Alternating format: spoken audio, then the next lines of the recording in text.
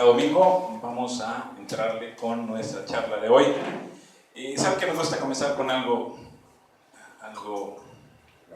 gracioso, ¿eh? Luego tú me ganas los chistes, pero les voy a contar un chiste. Les voy a contar un chiste un poquito erótico.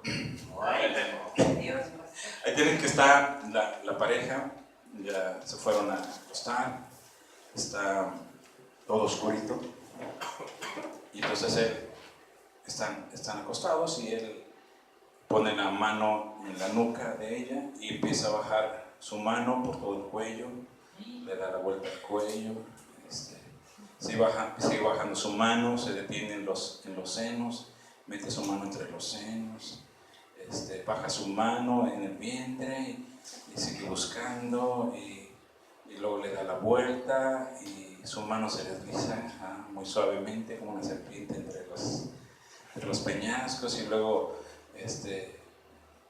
baja hasta las pantorrillas suavemente y se mete por todos lados, lo va subiendo de regreso, se detiene en sus genitales, mete su mano y la mujer está muy excitada ya, ¿no? Y de pronto el hombre para, ¿no? Y se sienta y dice ella: amor, eso que estabas haciendo estaba muy delicioso, ¿por qué paraste? Y dice: mi vida, es que ya encontré el control de la televisión.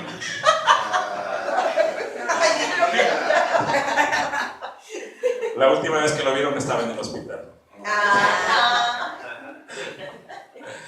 Yo soy quien Dios dice que soy, yo tengo lo que Dios dice que tengo, yo puedo hacer lo que Dios dice que puedo hacer. Déjenme abordar un tema que tiene que ver con nuestra historia, como historia familiar, historia mexicana. Déjenme abordar un tema de por qué los mexicanos, en lo particular los mexicanos, no nos atrevemos a cuestionar, especialmente si quien lo está diciendo tiene autoridad sobre nosotros, familiar o laboral o eclesiástica, ¿no? Es interesante, increíble cómo la gente sigue creyendo a los políticos, por decir algo, sigue por frutas y tortas, siguen vendiendo su voto por algunas despensitas y no cuestionan nada. Bueno, sí hay un gran número de mexicanos, que cuestionan, pero en lo general no cuestionamos lo que dicen nuestras autoridades. Ese es el punto. Entro con un pasaje bíblico, Génesis 1:26, y aquí está la creación, y dijo Dios: hagamos al hombre a nuestra imagen y semejanza, sombrero que tenga dominio. Pero voy a aclarar eso: sobre los peces del mar, sobre las aves del cielo, sobre los animales domésticos, sobre los animales salvajes, sobre todos los reptiles que se arrastran por el suelo. Aquí es que tenga dominio. Y Dios creó al ser humano a su imagen, lo creó a imagen de Dios, hombre y mujer, los creó. O sea, nos crea a la imagen y semejanza de Dios. Los genes de la personalidad de Dios nos la dio. Y los bendijo Dios con estas palabras: sean fructíferos, multiplíquense, llenen la tierra, sométanla, dominen a los peces del mar, a las aves del cielo. Sombrero, dominio, bendición, sometan y dominen. Desde nuestra creación, Dios nos dotó de características propias de Él. Nos dio este asunto del dominio, de la conquista, del empoderamiento. ¿Qué es empoderar? La palabra empoderar es darte poder. Dios está dándole a su primera creación, los está empoderando, les está dando poder, autoridad, les dice: conquisten, dominen, sojuzguen. Así que fuimos creados para ser arrojados, valientes, seguros de nosotros. Hemos dicho, la gente solamente nacemos con dos miedos: el miedo a caernos y el miedo a los ruidos fuertes. Fuera de esos dos miedos, todos los miedos que tenemos fueron aprendidos en algún momento dado, pero no son parte de nuestro diseño. Entonces, el miedo a las arañas, a estar solos, inclusive el miedo a la muerte, no fuimos diseñados con miedo a la muerte. Dios nos empoderó, desde el principio nos empoderó. Eso es algo que es importante que tengamos en cuenta.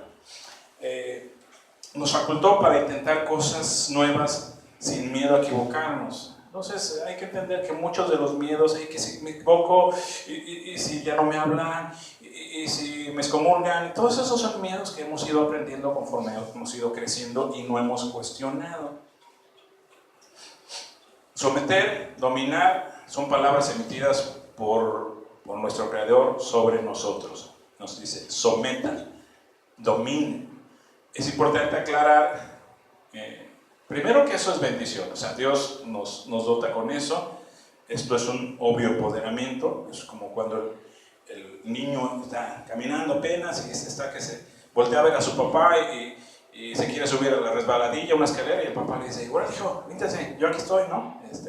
O está como titubeando que se avienta al agua y el papá, bueno, yo aquí me aviento, si te ahogas yo me aviento, ¿no? Aviéntate. Entonces el papá está empoderando a su hijo, ¿no? Un buen padre empodera a sus hijos, los anima a que, órale, véntate, arriésgate, pero es que si no funciona, lo volvemos a intentar, ¿no? Eso es un buen padre, empodera a sus hijos, y Dios nos empoderó desde el principio. Como el leoncillo cuando emite su primer rugido, empieza a entrenarse, y cuando parte de su dominio es su rugido. Se dice que el rugido de un león se puede escuchar a 5 kilómetros de distancia. ¿Cuánto es 5 kilómetros? De aquí a Casasano, son 5 kilómetros, de aquí a Cocoyoc. ¿Cuántos son 5 kilómetros? Como Cocoyoc más o menos, ¿no? Imagínate que un león ruge aquí y se oye en Cocoyoc su rugido, ¿no? Ese rugido es parte de su empoderamiento, ¿no? Es parte de su personalidad de ser el rey de la selva, ¿no? Quiero aclarar muy bien que esto de esa facultad de someter es para la naturaleza, para y hacia la naturaleza, no es hacia el hombre. Dice el verso 26, que tenga dominio sobre los peces del mar, sobre las aves del cielo, sobre los animales domésticos, sobre los animales salvajes, sobre todos los reptiles que se rascan.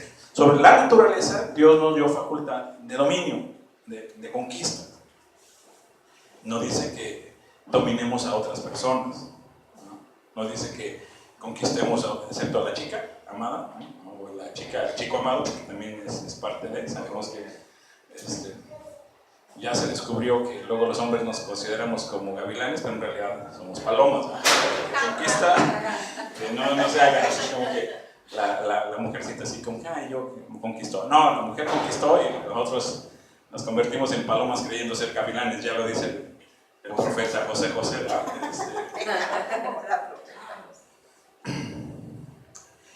Si Dios nos dotó, nos empoderó, nos dotó de características de dominar, de conquistar, de someter, ¿por qué algunas personas más que otras son tan agachonas, son tan, pues es lo que usted quiera?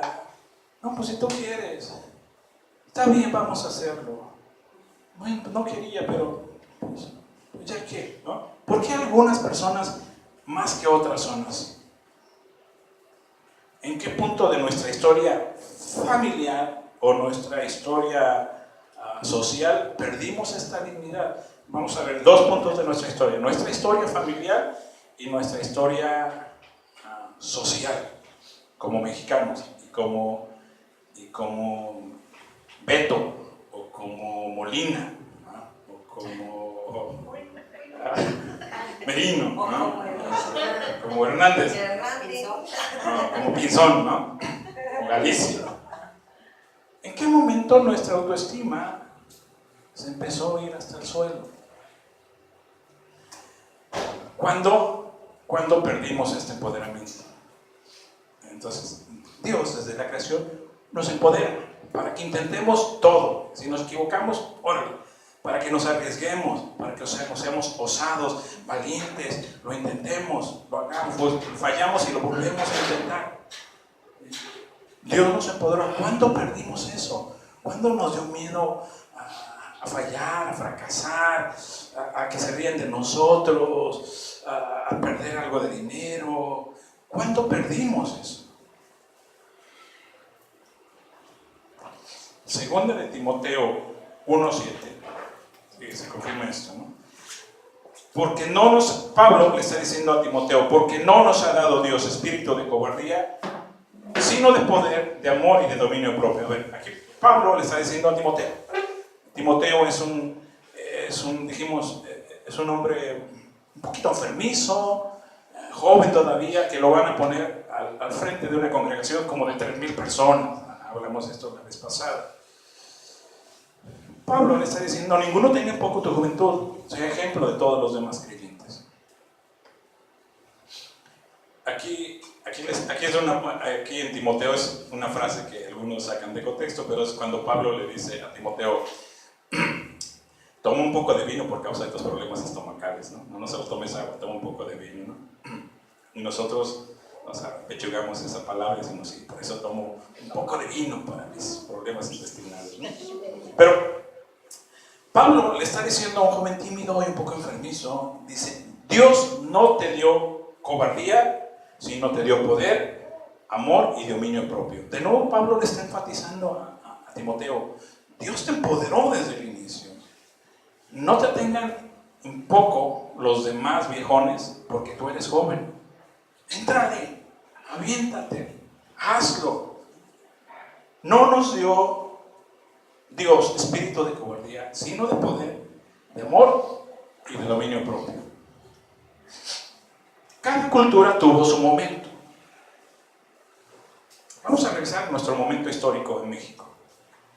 Para nosotros los mexicanos sucedió con la conquista española. Es decir, cuando vienen los españoles, a nosotros nos conquistaron los españoles. Cuando los españoles nos conquistan, nos parten todita la cresma, porque a partir de ahí se empieza a generar un pensamiento de no te atrevas a cuestionar lo que digo. ¿Recuerdan? Ojalá y se recuerden sus conocimientos de historia, y si no, se los voy a refrescar, y si no, lo recuerdan ustedes. Nos hicieron creer que ellas eran superiores, que eran semidioses. Los españoles nos hicieron creer que eran superiores a nosotros, semidioses. Desde entonces, los españoles, a través de perdón por decirlo, pero a través de la remarcación de la creencia religiosa católica, nos sigue remarcando. De hecho, un Papa 17 dijo, hablando de los creyentes, dennos a los niños, dennos a sus niños, hagan que nos den a sus niños los primeros 7 años y los tendremos toda la vida, ¿no? En cuanto a estas creencias, ¿no? Nos programaron para obedecer sin cuestionar. No vamos a cuestionar.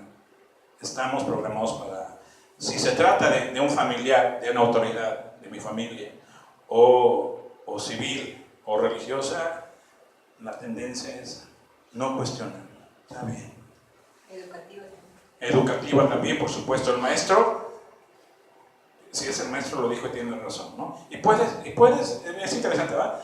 Como el niño, tú como padre, puedes tener hasta mejor formación que la maestra, y dices, hijo, es que la cosa va así. No, es que mi maestra dijo que así.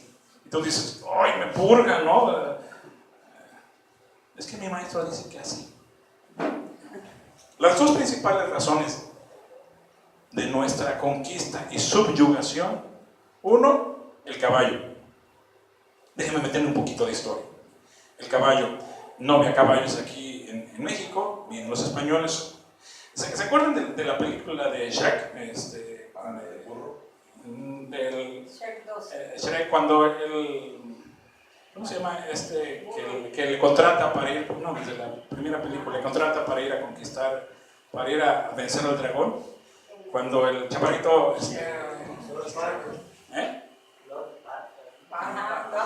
Fatward, no sé, va en su caballo, ¿se acuerdan?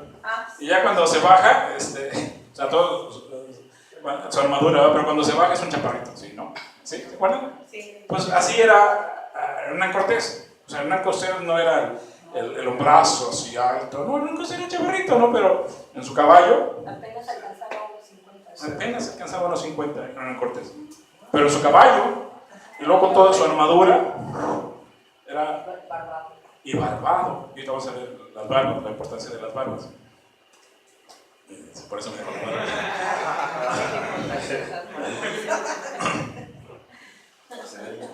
Es poder adquisitivo. Ya está metido en nuestro inconsciente, lo barbado ya está metido en nuestro inconsciente. ¿Sí? Ya tienen un hombre barbado, a diferencia de otro no barbado, ya tiene una ventaja inconsciente sobre la vida de las personas. Sí, a ver, los aztecas eran andinos. De nuestro sí. Porque los dioses o semidioses son barbados, pues para pronto. Dioses o semidioses son barbados. Los simples mortales, pues somos lampiños.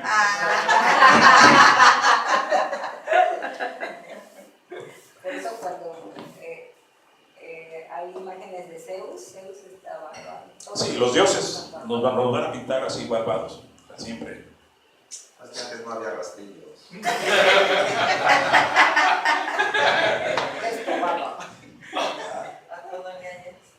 El caballo en América no era conocido.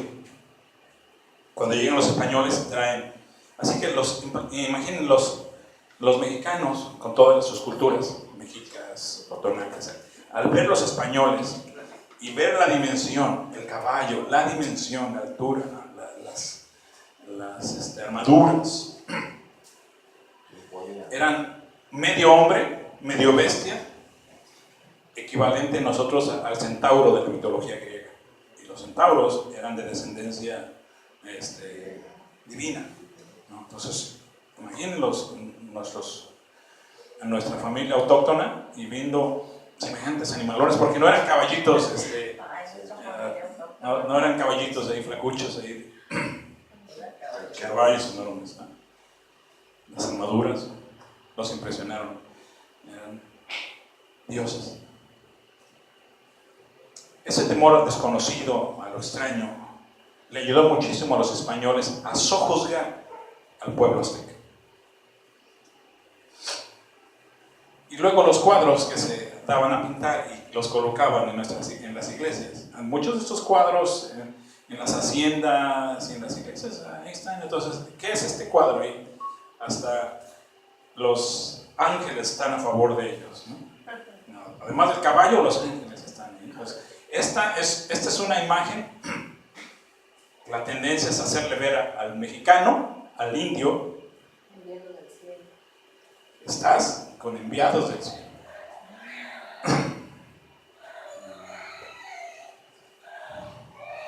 Eso fue un primer aspecto. El segundo aspecto fue Quetzalcóatl. No sé qué sepan de Quetzalcóatl, pero déjenme les cuento sobre Quetzalcóatl. Quetzalcóatl era una divinidad nuestra, autóctona, Quetzalcóatl. Entonces, además del miedo al caballo hombre, para los aztecas, los mexicas, caballo hombre era lo mismo. Otro factor fue el temor de los aztecas, la posible vuelta del dios Quetzalcóatl. Quetzalcóatl se junta cuando los españoles vienen, un poquito antes. Quetzalcóatl, una divinidad. Recuérdenme de qué otro dios, aparte de Quetzalcóatl. Tlaloc era el dios de la lluvia.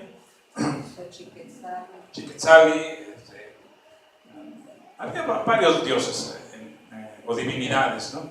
Entonces, Quetzalcóatl era una divinidad. Él había prometido regresar, y en el calendario azteca fue cuando llegaron los españoles. Entonces los mexicanos creyeron es Quetzalcóatl mismo encarnado en los españoles. Quetzalcóatl, a diferencia de los indios autóctonos, era de piel blanca y con barba. Era una divinidad autóctona, pero con barba. Entonces, la tendencia, decimos, ya ver a una persona barbada, ya impone. En nuestro consciente, ya impone. Según la leyenda, había huido hacia el este, marcando los árboles en señal de cruz. Otra característica. En su huida, Quetzalcóatl huyó hacia el este, y curiosamente, de por el este llegaron los españoles. Entonces, en la mente autóctona dijeron: ¡oh! Los españoles, Quetzalcóatl. Y los autóctonos tenían la tendencia a lo divino, hay que cuadrarse. En el año 1519, el año de la llegada de Cortés, coincidió justamente con el año de Zacatl, año que se repetía cada 52 años en el calendario azteca. Además, los españoles vinieron del este, de donde se había refugiado Quetzalcóatl, llevando en su pecho de traje de hierro la cruz de semejante diseño, a la cual el dios tolteca había marcado en los árboles en su vida. Entonces, ¿qué traía Hernán Cortés y los españoles en su armadura? La señal de la cruz. ¿Cuál era la señal, la marca que Quetzalcóatl fue marcando en su vida, fue marcando los árboles? La cruz. Barbado, de piel blanca y con la cruz. Estos son dioses. ¿Cómo vamos a pelear contra los dioses? Se asemejaban entonces los españoles también a Quetzalcóatl en cuanto a su piel blanca y la cara con barba. Por estas y otras razones, la coincidencia fue suficiente para justificar un temor racional por parte de los aztecas de que el momento de la vuelta de Quetzalcóatl había llegado. Hay que someterse. Entonces, surge la pregunta: ¿cómo atreverse a cuestionar a un Dios o a sus representantes de Dios? Porque un Dios es superior, eso nos queda claro, y a un Dios, a alguien superior, se le debe obediencia ciega. De eso se encargó de marcarnos hasta lo sumo la religión. O sea, nos encargamos a alguien superior y que viene de parte de Dios, se le cree ciegamente.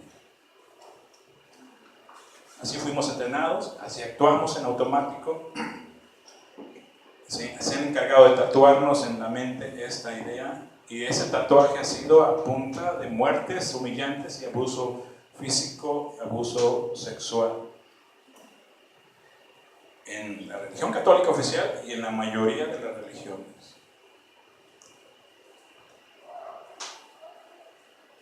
La luz del mundo, la gente se visten de blanco, de azul, y es impresionante.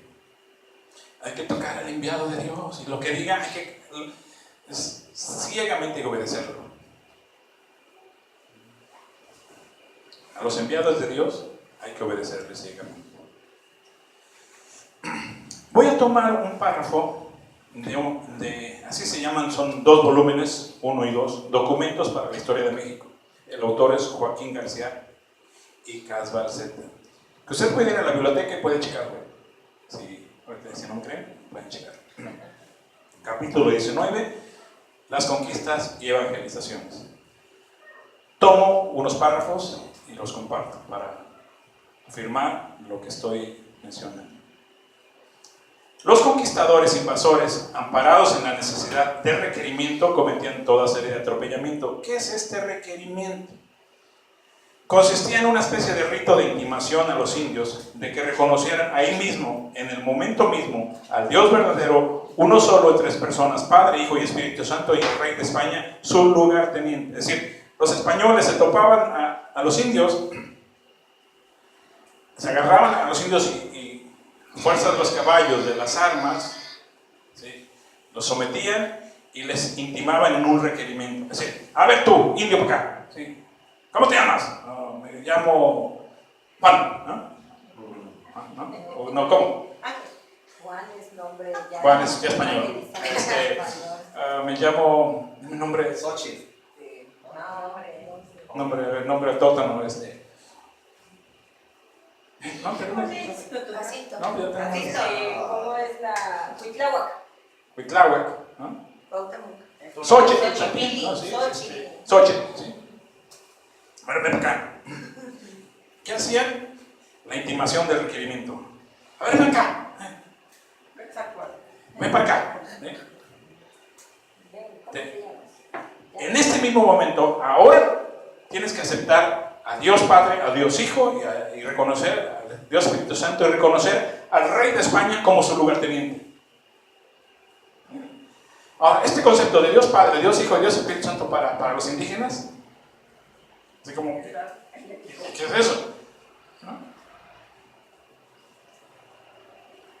Si no aceptáis lo que os he dicho, yo entraré poderosamente contra vosotros y les haré guerra por todas partes y maneras en las que yo pueda, los esclavizaré, les quitaré todas sus posesiones, todo esto por culpa vuestra, no del rey ni mía, ni de estos caballeros que vienen conmigo, por no aceptar que los que vienen de parte de Dios no se les cuestionen. Así van de pueblo en pueblo, y órale, ¿sí? Que se sometan y que acepte al Dios Padre, al Dios Hijo y al Dios Espíritu Santo y al Rey de España como su lugarteniente. Y deben jurar obedecerse. Y si no hacen eso, y si no aceptan esto, prácticamente, si no, yo voy a destruirles y a quitarles todas sus posesiones y los voy a matar. Y que conste que si los mato y les quito todas sus posesiones, no es culpa mía, ni de los hombres, de sus caballeros que vienen conmigo. Es culpa de ustedes por no obedecer y por cuestionar lo que viene de Dios.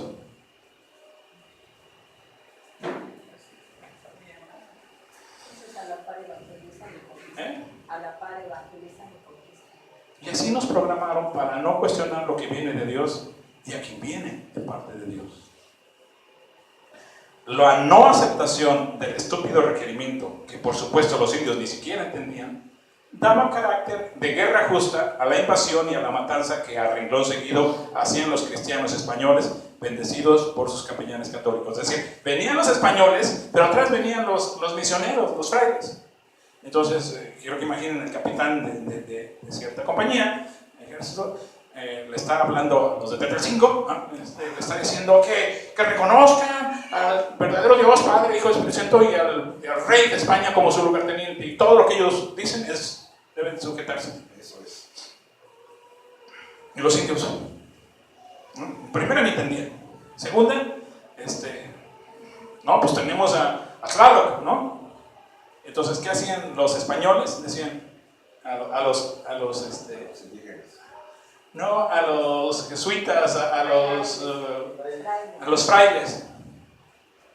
¿Están viendo? ¿Están viendo? Sí, estamos viendo. No quieren sujetarse a la indiana.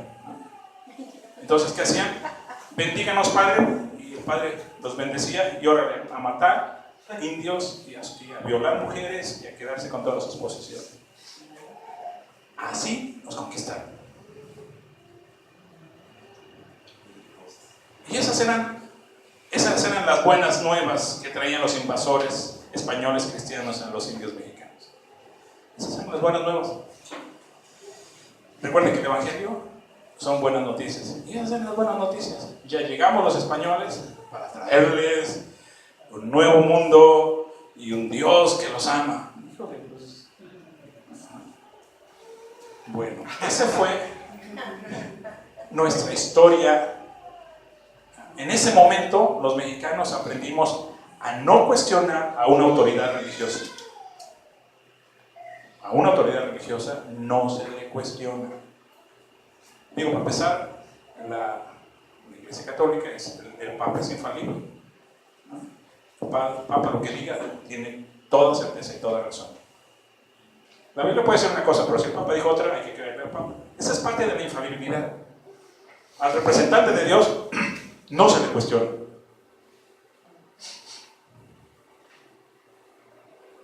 Luego también hacen lo suyo la gente, los españoles, en nuestras familias, ya conquistadas. Es como siembran la semilla del agachamiento, con la famosa frase, mande usted. Entonces, ¿cómo actúan las mamás? Creyendo que hacen bien. Karen, ¿qué, mami? Que no se dice qué, se dice mande usted. Y así empieza el momento de nuestra historia familiar donde empiezan a programarnos para no cuestionar. Es una expresión de corrección con la que uno y muchos padres corrigen a sus hijos. Se dice que es de cortesía. Entonces, no se dice que, se dice mande usted. Mande usted, mamá. Mande usted, papá. Mande usted, señor cura. ¿Sí? Mande usted, profesor. Y sin saberlo, entonces se sigue perpetuando. Ahora, ¿de dónde viene este mande usted? Porque vamos a ver, ya se imaginarán, de la conquista española. Los niños que contestan al llamado de un adulto diciendo que, se les considera maleducados, irrespetuosos.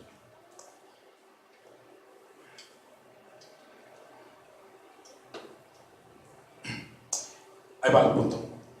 Esta expresión se usa desde los tiempos del virreinato y era la manera en que las castas inferiores, mestizos o indios, mostraban su sumisión a las personas de castas superiores, a los blancos y barbados. Los españoles les obligaban a los indígenas que cuando ellos les llamaban, ellos tenían que responder: comándeme, mi señor.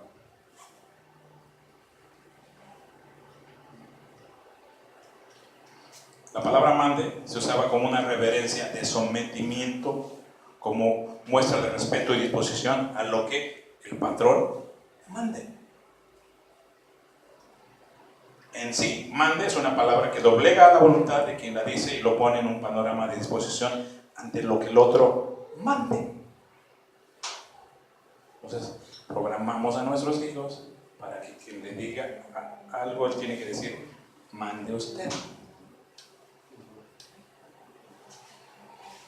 ¿Tienen hijos? Sí. Bueno.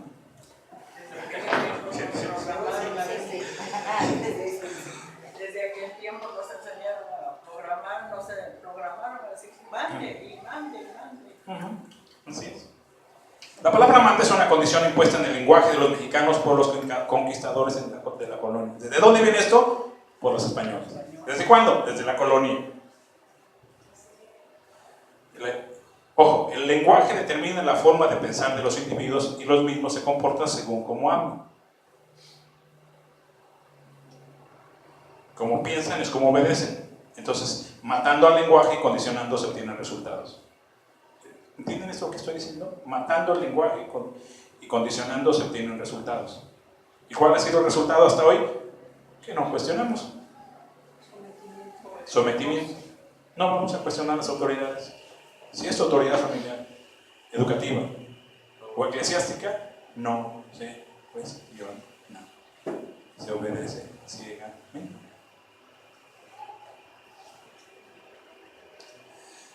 Tenemos un mande día a día.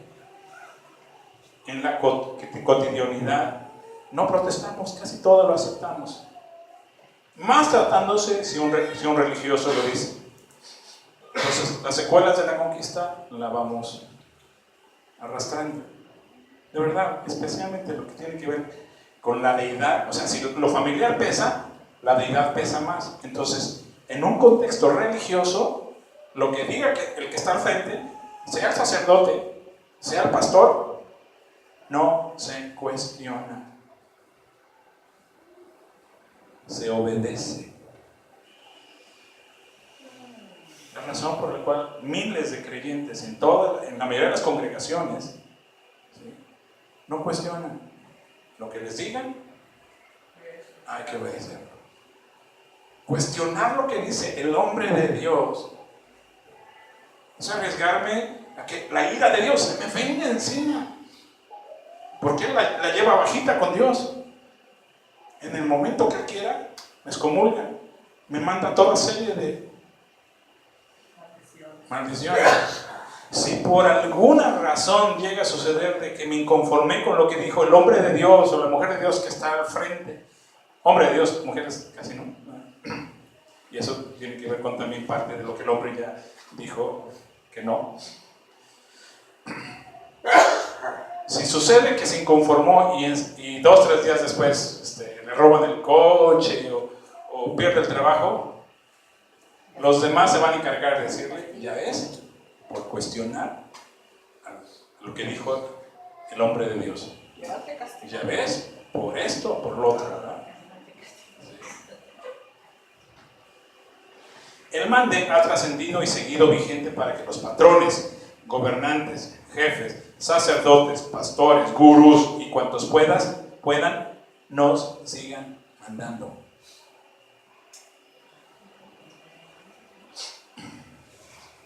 Tras la respuesta mande, aparentemente educada, hay años de sumisión heredada de nuestros antepasados. Ojo, aparentemente inofensiva y más bien como una respuesta de cortesía. Pero en el trasfondo hay años y años y años de herencia, de sometimiento. Está tan arraigado el mande que hasta cuando uno no escucha algo, mande. Mande, perdón, mande. ¿Sí o no?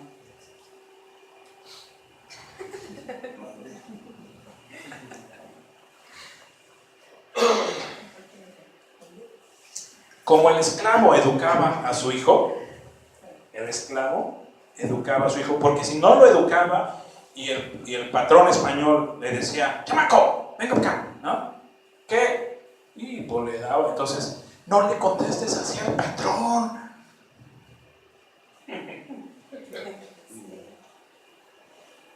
Se contesta, mande. Entonces, como el esclavo educaba a su hijo, así muchos padres hoy, creyendo que enseñan la forma correcta de contestar, siguen ordenando que no se dice qué, que se dice, mande usted.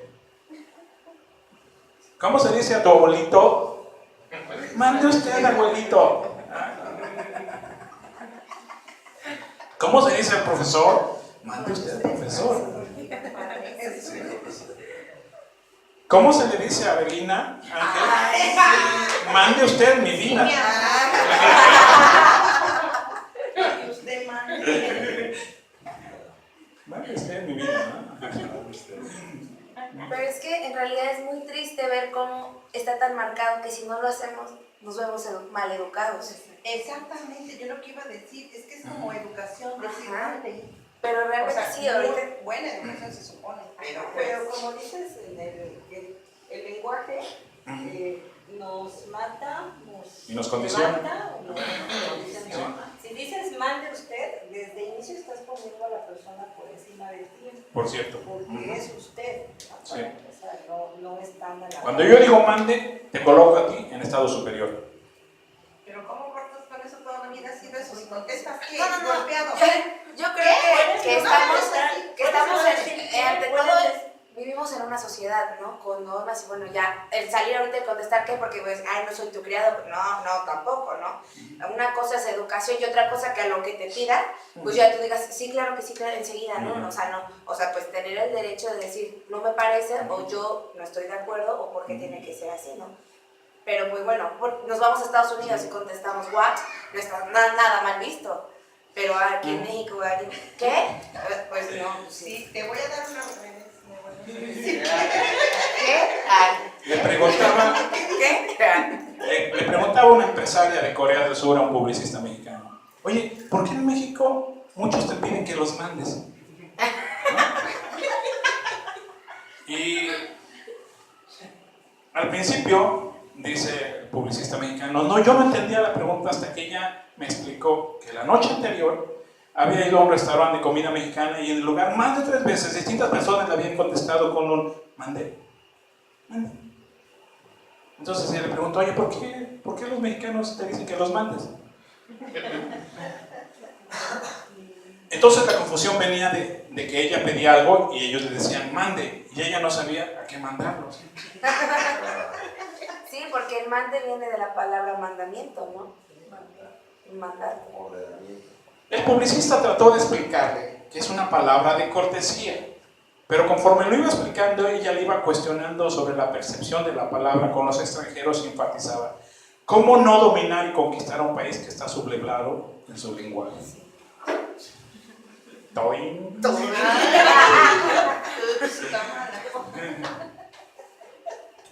Sí.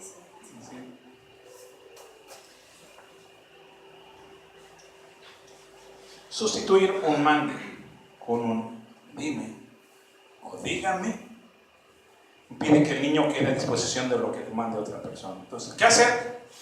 Sustituimos un mande con un dime. Dime, papá. Dígame, profe. ¿No mejor? ¿Qué pasó? Sí, ese es lo que debe uno decir. ¿Qué te amo? Te amo. Así pues sí. Dígame, Dígame, padrecito. dígame. Dígame, pastor. ¿no? Mándeme. ¿No? Sí. No, que me ¿Ven mande. la enorme diferencia entre mande y dígame? Es muy diferente. Totalmente. El dime o el dígame le da la oportunidad al niño, en caso de un niño, de analizar qué es lo que desea la otra persona que les ha llamado y decidir, de acuerdo a sus principios y valores, si ejecuta su solicitud o no. Le da la oportunidad de analizar. Las palabras pueden programar y condicionar más de lo que nos imaginamos en nuestro consciente y en nuestro inconsciente. Y entonces, ¿se acuerdan de los programas del Chavo? Don Ramón con el Chavo tiro por viaje. Ay, no. Yo no sé cómo pasó y sigue estando vigente y tanta estupidez. Y los niños lo aprenden. Ay, a ti te gusta callar. El punto focal es este. ¿Quién puede garantizarle a un niño que no corre peligro al ponerse a disposición de un adulto? De que un adulto lo mande. Así sea su abuelo, o su tío, o el señor cura. Que la historia hoy nos ha mostrado cuántos casos de pederastía. Porque el niño le dijo al padre, mande usted. Nadie. Por eso es mejor enseñarles a contestar dime o dígame en lugar de un mande usted. Los adultos no son dioses. Las autoridades del orden que sean tampoco son dioses. Mi abuelo no es Dios, mi padre no es Dios, mi profesor no es Dios, ni es un semidios. El cura de la iglesia no es un semidios. El pastor no es un semidios. No son Dios. No les merecemos obediencia ciega. Así estamos programados. Necesitamos echar a andar más nuestras neuronas. Recuperémonos nosotros y ayudemos a nuestros hijos a recuperar la capacidad de cuestionar, de dejar de obedecer ciegamente lo que digan nuestras autoridades, del orden que sean. 4 de cada 10 abusos sexuales son en la familia. Por el papá, por el abuelo, por el tío. Lo que diga el abuelo, lo que diga el tío, lo que diga es ley. Primera Tesalonicenses 5:21, Pablo de nuevo marcando, dice: pongan a prueba todo lo que se dice, retengan lo que es bueno, pongan a prueba todo lo que se les dice. Pero lo dijo el cura, no importa, pónganlo a prueba.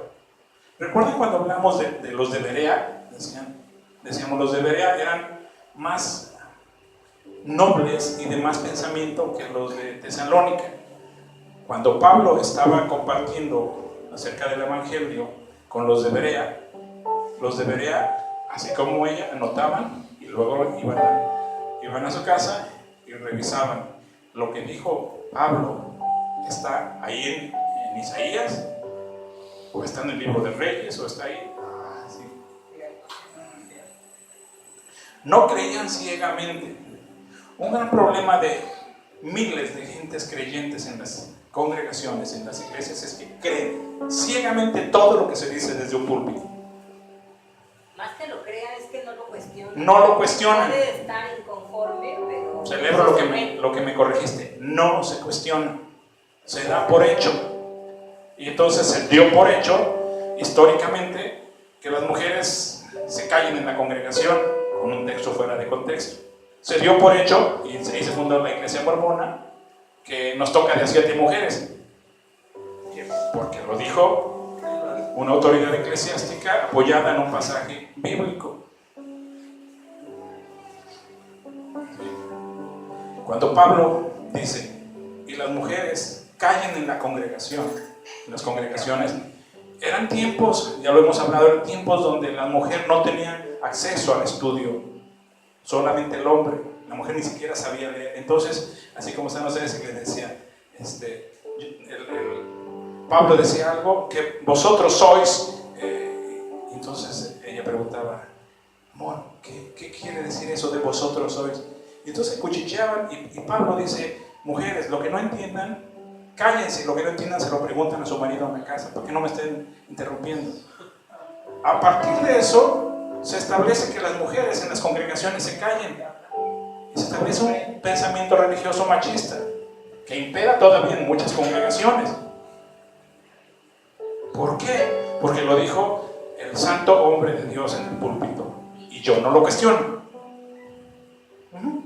No lo cuestiono. El hecho de que una persona nos dé un sermón, el hecho de que ese sermón nos inspire, diga cosas buenas con las cuales compartimos cierta opinión, no significa que esta persona esté diciendo una verdad absoluta. Y tampoco que debemos obedecerle ciegamente. Hay pastores que dicen, tú te vas a vestir de falda larga. Les piden permiso para irse de vacaciones. Tienen que pedir autorización para hacer su fiesta de cumpleaños de su hijo. Dios nos dio libertad de pensamiento y cuestionamiento. De eso se trata el libre albedrío. ¿Qué significa libre albedrío que Dios nos dio? Libre albedrío es la potestad que el ser humano tiene de obrar según considere, según elija. Eso significa que las personas tienen naturalmente libertad para tomar sus propias decisiones sin estar sujetos a presiones, necesidades o limitaciones o a una predeterminación divina.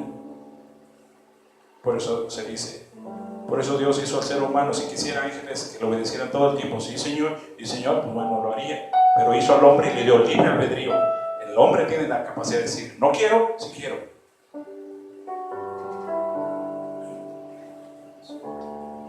Si quisiera robots que todos los domingos en automático, aquí tuviera la programación, vamos a ir a la iglesia, alabado sea Dios, amén, amén, amén, ¿no? Si quisiera robots, los pudo haber hecho Dios, pero Dios te da libre albedrío de decir, si quiero ir el domingo a reunirme y quiero estar un buen tiempo, como lo tenemos aquí, ¿no? Yo quiero estar ahí y quiero pasar un tiempo alabando a Dios. Gálatas 5:1. Estén pues firmes en la libertad con que Cristo nos hizo libres y no se pongan otra vez bajo esclavitud. Solo rapidísimo, recuerden, Pablo ya levantó esta congregación en Galacia, en Gálatas. Pablo les está diciendo, señores, el reino de Dios no es bebida, ni comida, ni vestido, ni día de guardar. No es, hasta tenemos que reunirnos a fuerza los sábados, ¿no?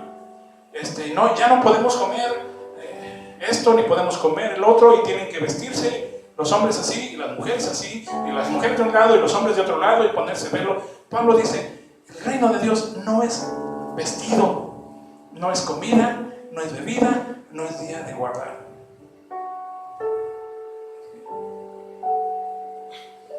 Y les permite un cristianismo muy libre, muy tranquilo, sin tienes que y debes de, y es de reunirse y reflexionar en las cosas de Dios. Un Jesús que trae libertad. Pero recordarán, no bien Pablo deja la congregación para irse a otra, levantar otra congregación, y por aquí vienen los judaizantes y les dicen, ¿y ustedes qué? Y venían de parte de Santiago, el hermano de Jesucristo. No, pues somos una iglesia que Pablo, ese Pablito, porque tienen un pique contra Pablo. A ver, seguro que no les dijo que tienen que circuncidarse, ¿verdad? No nos dijo. ¿Cómo van a ser hijos de Dios si no se circuncidan? Órale, pásenle. Sí. Seguro no les dijo que tienen que reunirse los sábados, ¿verdad? No, nos dijo que los domingos. Seguro no les dijo que ya no pueden comer carne de puerco. No, nos dijo que podíamos comer todo lo que se vende en la carnicería. Y entonces les vuelven a poner los judaizantes. El no hagas, el no te pongas, el no comas. cuando Pablo le dice, fíjate que la iglesia que dejaste allá no está haciendo esto. Y Pablo les dice a los Gálatas, a los de Gálatas, estúpidos, ¿quién los fascinó? ¿Quién les quitó la libertad que tenían en Cristo Jesús? Yo no les enseñé eso. Y los que les enseñaron, ojalá y se castraran ellos mismos. Nomás vienen a inquietar lo que ya se sembró. En este contexto, Pablo dice, estén firmes en la libertad con que Cristo nos hizo libres y no se pongan otra vez bajo el yugo de esclavitud. Que nomás porque que dijimos la vez pasada, el fariseo con todas sus filacterías y sus vestimentas así impresionantes, se paraban en medio de congregación. Era como ver hoy a estos obispos con su gorro y pasando por el medio de ti. Ay, en nombre de Dios, hay que cuadrarse. Regreso al principio. Nos dio un empoderamiento, Dios nos empoderó, nos hizo ser osados, valientes, arriesgados. Se nos quitó eso, se nos desempoderó y se nos puso al servicio de autoridades. que también nosotros elegimos poner por encima. Mi desafío, mi invitación hoy en esta mañana, ya terminando, la que dice Pablo, estén firmes en su libertad y no se sometan a yugos de esclavitud. Y mi exhortación es que corrijamos nuestra manera de educar a nuestros hijos. Sustituyamos el mande usted por un dime o dígame. Y recuperemos el empoderamiento que Dios nos dio. Seamos arriesgados. Fracasamos, lo volvemos a intentar. Aventados, valientes. Sin miedo a que nos rechacen, sin miedo a fallar. Digo, tampoco insensatos, porque decir sin miedo a la muerte, pero no sé manejar una moto, pero órale, me subo en esta Kawasaki, tienes 40, no llórale, ¿no? No estamos hablando de eso, ¿no? Estén firmes con la libertad que Dios nos dio. Y no tengamos miedo a cuestionar lo que se nos dice. Dios nos dio un cerebro. Aprendamos y seamos aventados en cuestionar lo que nos dicen. ¿Quién no nos dice? Como los debería, vamos y verifiquemos con calma que eso era cierto. Nos vemos el próximo domingo. Dios bendiga su pozole, su cecina, su marisco o lo que vaya a comer. Gracias por estar con nosotros.